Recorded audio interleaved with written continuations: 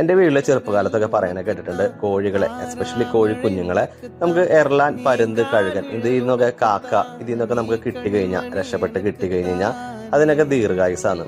അത് ഒരു പരിധി വരെ ശരിയാട്ടോ. ഞാനിവിടെ പറഞ്ഞു വരുന്നത് ഈ വെള്ളച്ചാത്തനെ കുറിച്ചാണ്. അവനെ കണ്ട, അവന്റെ കഴുത്തിന് അത്യാവശ്യം നന്നായിട്ട് പൂടൊക്കെ പോയിട്ടുണ്ട്. ഏതോ ഒരു ജീവനെ ആക്രമിച്ചിട്ടുണ്ട്.